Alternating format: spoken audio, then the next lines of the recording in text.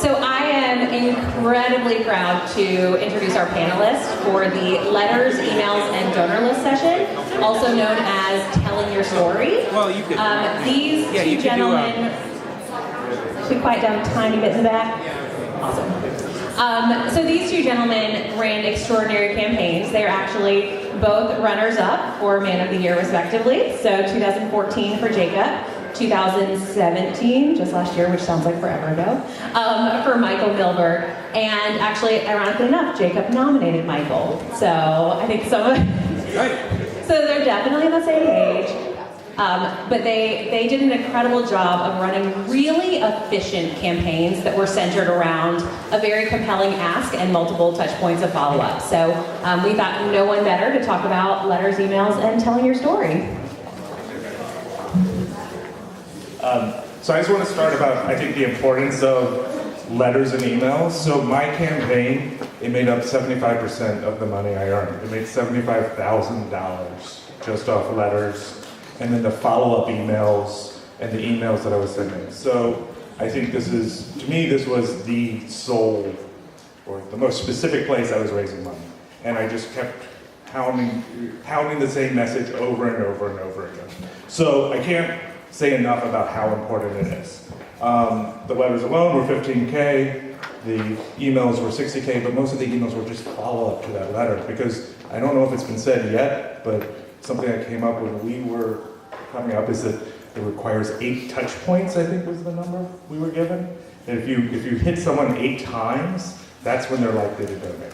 So it sounds like a lot, but if you just keep going, Make it tend to be safe. Make it tend to be safe, I agree. So I would say, obviously, that was a big percentage of my money. The quantity of letters, which I think is important, is LLS does this great thing where they will send out 300 letters for you. So all you do is you fill in your information into the letter. They will put the stamp on it, they will fold it, they will lick it, they will send it out, and it'll have your return address, and it'll have an envelope in there that's self-addressed back to you, where you'll get a donation, and you'll get a check, and it's the greatest feeling in the world when your mailbox starts filling up with all these checks. As well as, you should have your link to your website there, to your place where they can donate via Visa or MasterCard or any type of credit card. And you'll start getting those emails that they were talking about a little while ago, which getting those emails is awesome too. So take advantage of LLS. There's also usually a challenge around sending out these letters. And with every challenge that LLS gives you, there's extra money to be added to your account. So it's a great thing because it'll help just boost up your money. So I used every letter possible. And to the point where when I noticed how much my letters were going and bringing in, I talked to Lauren and we decided that it was best to send, because I noticed that a lot of people in my donation circle were people who still wanted to receive mail. They weren't going to be checking their emails. There were people of an older generation. I ran that campaign because my brother had passed away from non-Hodgkin's lymphoma, so I wanted to hit everyone who touched our family, which meant I really reached out to our entire familial circle. And those people wanted that mail. So I realized sending them an email to follow up if someone had gotten a letter wasn't going to even be worthwhile. So I just went to Staples and made a postcard to send as a follow-up. And I used our team logo as the front. The whole thing was printed on the back. I didn't have to sign anything. And then I just got a bunch of stamps. And just did like a postcard to follow up for all those people, which again brought in more money because those people weren't looking at emails and seeing the same emails. So think about who you are focused on in these, because obviously our age group, I don't really look at our mail. So take advantage and think about that next level. So I think what to include in your letter. That's obviously an extremely important thing, which you guys will probably have some questions about, and I'm also will be available after to go about. But what I will say is it's really about making it personal. The great thing, again, about LLS is they do so much to make this super easy on you that you'll get forms that you can use, that you can just input your little nugget, help push it along. And obviously you can change it to be whatever you want if you choose. So I tend to take that form and I was like, how do I just make this personal to me? How do I lure in my audience off the top by saying what my story is, because usually, obviously the people who are getting this letter or this email know me, knew my brother who had passed away, or knew my family, or knew someone who was also my team member. And again, the team members can have their own forms too. But it was like, how do I make it personal and tell that story? So I think it was said also earlier, maybe for the teammates, maybe not for the candidates, is there's kind of branding that you begin to start noticing happening usually as you start doing it. And I just had this same kind of story that I was telling and retelling versions of, or retelling kind of side stories to it. And it always came back to, for me, being a very personal thing about a loss of a sibling and what that really means. To the point when I sent out my letter this year, it was that same call to action of like, what happens when you lose that other person in your life? So if again, I can't stress it enough, they're gonna make it super easy, but you finding your personal story to tell through these letters and emails and continuing to use that, that's really where people read.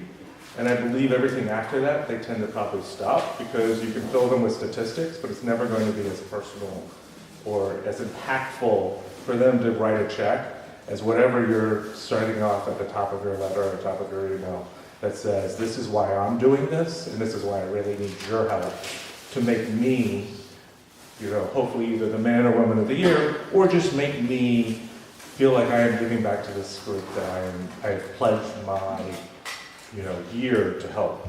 So, again, as personal as you can make that, I think is super important. Great. Every time it becomes painfully apparent to me that my legacy with LLS is nominating candidates who are better than I was. So I'm not going to talk about making it personal. I've got nothing to add there. Made postcards. I'll talk about letters versus emails a little bit more, which Michael touched upon. Know your audience. It's really as simple as that. My parents were on my team. Their friends didn't necessarily respond to emails. Letters felt weightier, felt like things that they were more inclined to respond to. I literally handed off 200 of the 300 emails or letters to them and said, these are your friends. You guys reach out. My mom sent out, Christmas or holiday cards to everyone, so she already had an entire roster, just took all of those addresses, pumped them in. So it was really easy for them, whereas I was still a kid and didn't have holiday cards. Starting to do that now. And for me, all my contacts were emails, and I had thousands of them. And Lauren, what was mine? It was like 907, I forget. It was a lot, yeah. It was a lot. And that was the bulk of my focus. My letter was pretty much the same across the two of them, very personalized, as Michael said, but just sort of different touch points. In terms of follow-up, on both the letter and on the email, I sort of switched to, I didn't follow up with people I sent letters with more letters, I switched to emails. And I just kept track. I kept a spreadsheet and said, okay, I've now sent out the first letter to all of these people. Was it a letter, was it an email? And I just sort of divided it, I think like every 3 weeks. I think I sent a total of 3 ask emails. The first one at launch, then the next one would be just divided in 2. And I would say, if this person has given already, then the email I'm going to send is hey, I wanted to give you an update on how my campaign is going, so that those people felt involved, engaged, knew that their money was helpful, and potentially that they would give again later at another point in time. And then for those who hadn't given, I could give a friendly nudge and say, hey, we're 3 weeks in, the campaign's going wonderfully. Again, it would mean a lot if you were to donate. I'm going to touch a little bit on social media, which you'll discuss later, but something that was super helpful for me was posting thank yous on Facebook to everyone who had donated and tagging them. I think that when you look at friend circles, they do overlap. There's people will see those posts, see a lot of their friends, and either be reminded that they need to donate or feel maybe guilted into donating. But it is a good reminder, and I was doing that at least once a week, saying thank you to everyone who had given, and I think that's part of the sort of email strategy. And then let's see. So yeah, staying organized on top of that's really important because that allows you to hit those 8 to 10 touch points much more easily. And let's see, donor organization. Oh, mail merge. Mail merge, which I had never used before. I only thought telemarketers had this amazing technology, but it is available to you too. You basically create a spreadsheet that says first name, last name, and whatever information you want, and then in your email, you just put in variables for that. So it would say first name and last name, so that I could send an email en masse that would say, you know, dear Lauren Plica, dear Michael Milberg, but it's the same letter. And you can just compile that spreadsheet, use a mail merge program, hit send, and 1,000 emails will go out, each of which are personalized. That is a much, much, much better response rate than something that says dear friends, because it's easier to sort of hide in that big vacuum of, oh, I'm one of his friends, but I don't really, he's not talking to me, he's talking to friends. So that is, yeah, I think a very, very, very valuable tool to use in this process. I will say on that, if you use Gmail, we had this past year was very telling. Gmail only lets you send out like 50 per day. You can upgrade to like 250, but you have to like time it then out so that like 11 o'clock the day shifts because it's at a different time zone. So if you're sending out a lot, you want to, you know, kind of figure out how to do it to make it work. I think you can temporarily upgrade to Google Pro, Yeah. which allows more. There are workarounds, If and you there's. use Outlook, you bypass it all. Yeah. You know, there's all these other things. So it's a good point. Don't wait until the night before to figure this out. Start looking into it now. Make sure that's probably the calls you get the most on, are like the night before, and it's like, why is Gmail only letting me send 25? Especially if there's a challenge involved. So start looking into it now. It's not complicated. Feel free to reach out to either of us if you're having difficulty. The staff knows intimately all of these programs now. I think I use one called Serial Mailer for that. That's great. Can I ask you guys a question? Did you, outside of those potential larger donations, which we'll actually talk about in the next session, did you guys exclude anyone from your email outreach in terms of like any specific groups, in terms of colleagues, friends, whatever, or did you reach out to every single person you knew? I reached out to everyone I knew. Good answer. It was, if they were in my contacts somewhere, if I had an address, they were getting a letter. If I had an email address, they were getting an email. If I had both, they were getting both. And I did. I kept, as Jake said, I would show it because I think it's helpful. It's like, I kept a spreadsheet and cut and pasted when people had donated into a separate sheet so that I, you know, was just not, you know, sending them another ask when they had already said, which it made it feel personal to them. It was a personal story to me. Again, if everyone feels like you're almost kind of talking to them, they're going to be much more helpful about giving a donation than if you feel like you're just part of even this gigantic, you know. And I think, I'm sure the conversations happen already about sort of the curve of donations and the strong, you know, you're going to have a surge at the beginning, people are supporting you, then there's going to be a trough, and then at the end it's going to pick back up again. And I think one of the ways that most easily picks back up again is if you have been keeping in constant contact with people who haven't donated, telling them how the campaign's going, reminding them. And again, if you've been doing that for the people who've donated as well, they don't feel like it's one and done. And when you're saying, I'm so close to my goal, I am almost there, for those people who feel like they've been on this ride with you, giving an extra $10, $50, $100, they feel like they're part of the team. They feel engaged. It's not just a one-off, hey, I did this thing for a friend. And I think we both saw a lot of people who upped their donations in the tail end when you got close. And I think that that's a key part to it, is making sure they're engaged throughout. Lauren? For me, I didn't actually remove like big asks from my list, but like my kind of like bulk list, because if I knew I was going to be asking something very specific from somebody, or it was someone who I kind of knew was probably going to give more, I didn't want them on the one that maybe kind of read more like a form letter, even though it said there took them out and gave them a separate treatment. So if you are going to go after any like big people, there is power to kind of give them a little bit of a concierge service. And by the way, that could not be a better segue. We were right about at the time anyways, unless there are any final comments you guys have. Awesome. Thank you, guys. And I know again, as a reminder, during the working time, we really encourage you to connect with the panelists and ask your personal questions. I know we're running a couple minutes behind, so we don't have a ton of time for group questions. But absolutely know that Michael and Jacob are rock stars at this and would be totally happy to support you. So yeah.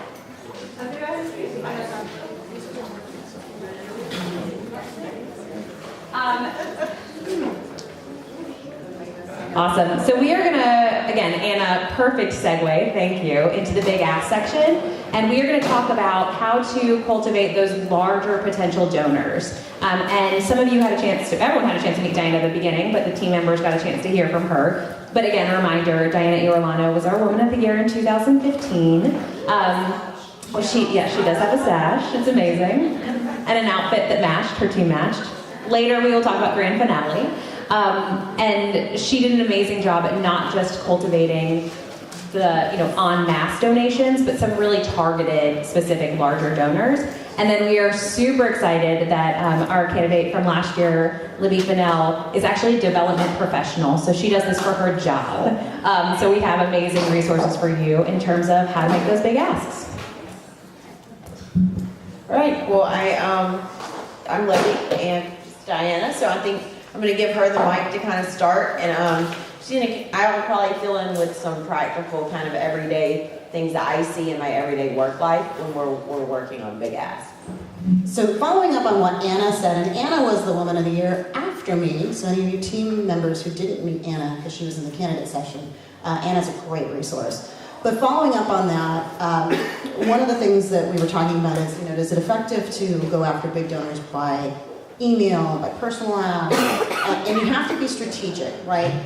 You got to read that person. If it's somebody that you think if they get that form email, they're going to make a $25 donation, but if you talk to them, they're going to give $100 or $250 or $500 or $1,000, you can get that money, then don't send them that email first. Talk to them first. Reach out and say, I want to tell you about something really big that I'm doing, and I want you to come in and support this. You can follow it up with that email later, but definitely take that time to reach out. It makes them feel special. It also just may speak to them more, especially if they're a high-level donor. And high level is subjective. I mean, for me, it was $500 or more, okay? But it could be for you, $5,000, it could be whatever.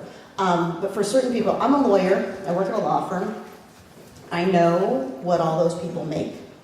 So, for when I was targeting the lawyers in my law firm, if they were associates, I'd say, okay, I'm looking for at least $100. If they were partners, I wanted them to donate at $500 or more. I know how much we charge an hour. So, I'm not even asking them for an hour of their time. So figure out who your audience is. So for me, I had to be a little bit pushy and tell a lot of my friends asked me, what do you expect me to come in at? They actually wanted to know. So for some of my friends, I'd say, thank you so much for asking. Here's my goal. My target was changing. My target was 50,000, then I raised it to 75, then I raised it to 100, and I hit 110, okay? When I went into my first planning meeting, I'm like, I could raise like 20,000, maybe? By the way, my firm had already committed to 15,000, so I was like, I could get like 5,000 on my own. But for my friends, I would say, look, I really would like you to give it this level, because I felt like it was up to them. They could say, you know what, I can't give it that level, but I want to support you, and I would still love them just as much. But for partners at my firm, I actually did this thing where I said, look, I'm trying to match. Our firm had donated 15. I wanted to get us to a $25,000 sponsor level. So I said, look, I need 10 partners to give $1,000, and I'm counting on you to do that. Will you do that? And I sent that email to 10 partners at my firm who I work with a lot, and like 4 of them gave it 1,000, but the other ones came in at 500, and they probably would have come in at 100 or less if I hadn't sent that email. So I think it's getting into your comfort zone and understanding that big donors donate regardless of what they donate to. So people have a budget for what they're going to give to charity, and all you're asking them to do this year is give to LLS. So hit them early, hit them often, and also don't be afraid to tell people now, if you know somebody who's a big donor now, say, hey, I'm going to be doing this campaign in March. Can I count on your support? Now, today, tomorrow. And when they say yes, because they have no idea what you're doing yet, you've got that in your pocket, write down that name, and on March 27th? 26th, when we start? Hey, remember we had that conversation in February, and you said you would support me? Here's what I need now. Start to secure some of those big donations now, oral commitments or email commitments. You get the email and then send it back to them. Hey, we just kicked off the campaign. Remember this email? Here's what I need you to do. Here's the link to donate.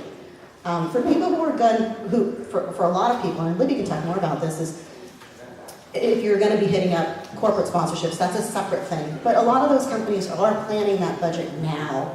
So if you're going to get big donations, ask them now so that in March or April they don't go, oh, you should have told me in February and January. I can't put that into my budget until next year.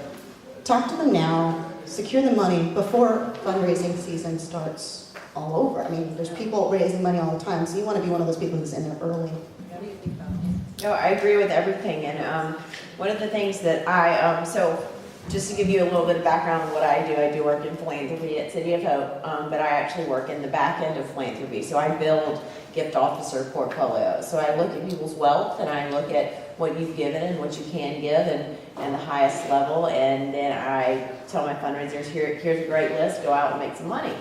And one of the things that I would like to just tag along onto Diana is ask at that higher level. If you know the donor has the capacity, ask at the higher level. A lot of times in fundraising, you think that you're going to offend someone because you're asking them for too much money. It's actually really offensive if you ask them for less than you know that they can give. Because if you talk to somebody and you're like, I know you can make $5,000 donation, like write it out of your checkbook. When you ask them for $25, they're going to think it's a joke. You didn't put enough research into it. You didn't put enough thought into it. So being strategic is something that I'm a CrossFit researcher, so that's what I do. But really being strategic and thinking about these bigger asks. Don't think of them. You're going to have your letters that you're going to mail. It's kind of going to be general. When you think about these big asks, think about what's the special connection of that person or that corporation to LLS. Do they have someone in their company that has recently been diagnosed? Do they have a platform of corporate responsibility that supports what LLS is doing? And everything's on the internet. You really just have to Google it. I mean, I get paid to Google people, like literally, that is my job. And one of the other things is don't ever be afraid of a no, especially when you're going for a bigger ask. Let's say you sat down with me, and tell me I'm running for Woman of the Year. I know because when I'm sitting at the table with you that you're going to ask me for money. That's why I'm here. Okay, and then you don't even ask me for money. That's fine, but you don't even ask me about what my interests are.